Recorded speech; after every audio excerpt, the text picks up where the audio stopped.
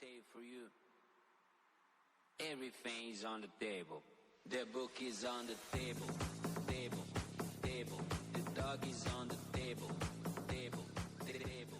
The cat is on the table. Bom, gente, eu espero que o áudio não esteja tão ruim pra vocês, mas essa é a milésima vez que eu tento gravar um áudio decente.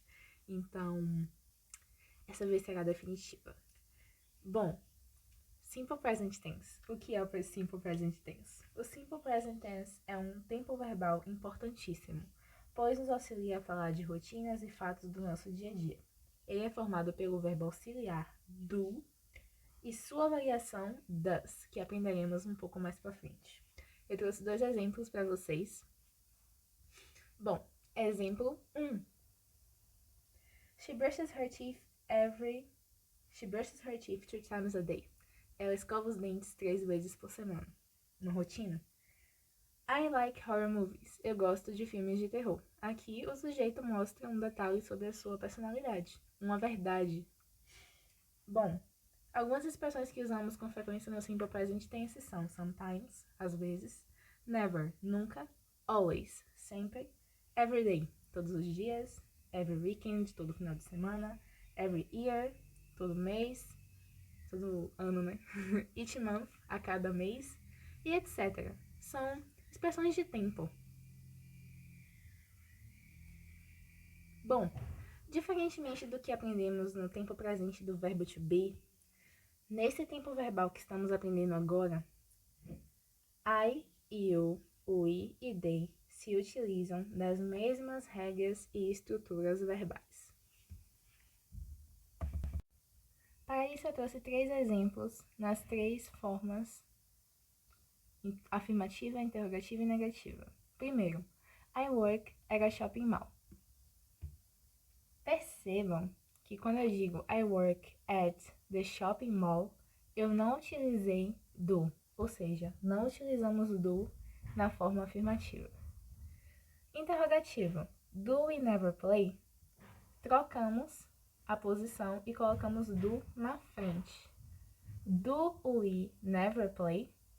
E na forma negativa usamos do not, que contraído fica don't. Como funciona essa estrutura?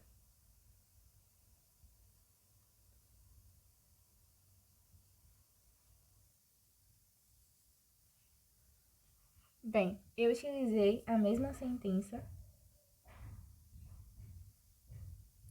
para que possamos trabalhar com mais facilidade. They study English. Eles estudam inglês. Eles não estudam inglês e eles estudam inglês do they study English. Então, na forma afirmativa nós temos o sujeito they, verbo study na sua forma infinitiva sem o to e o complemento que é English. Na forma negativa nós temos sujeito mais do not mais verbo mais o complemento. E na forma interrogativa, novamente, nós colocamos do na frente da sentença e o resto fica igual.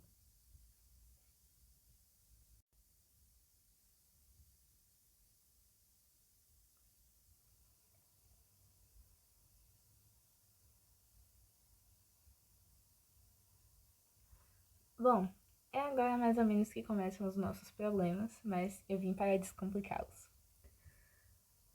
A nossa estrutura é modificada quando falamos da terceira pessoa, pois devemos colocar um S ao final do verbo quando a sentença for afirmativa. Quando a sentença for negativa ou interrogativa, nós usamos does, que é uma variação de do.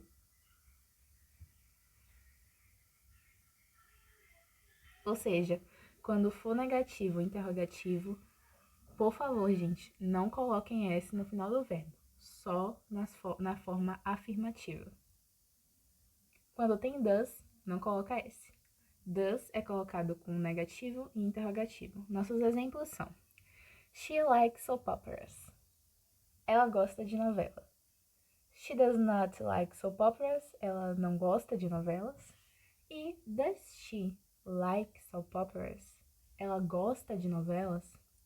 Nossa estrutura é bem básica. Nós utilizamos o sujeito, o verbo mais o S, por favor, não esqueçam o S na forma afirmativa. Depois utilizamos o nosso complemento, que nesse caso foi soap operas.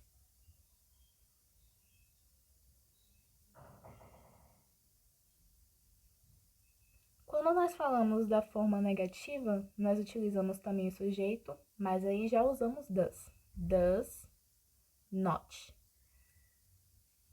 A contração de does com not fica doesn't. Nosso verbo não vai acrescentar S, então deixamos esse verbo normalmente. E aí colocamos o nosso complemento como fizemos lá na nossa forma afirmativa, bem básico. A forma interrogativa é muito importante lembrar.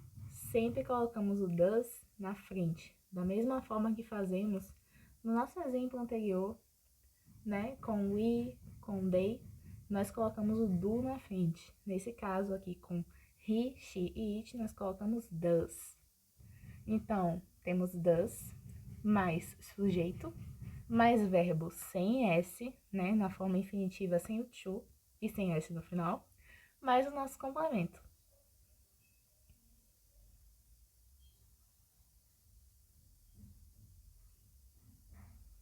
É sempre muito importante estar relembrando, né? Não colocamos S no final do verbo nas formas negativa e interrogativa.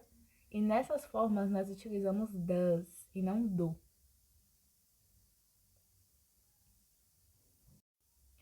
Por fim, para finalizarmos nosso vídeo, nós precisamos saber quais regras nós necessitamos utilizar para a adição do S ao final do verbo.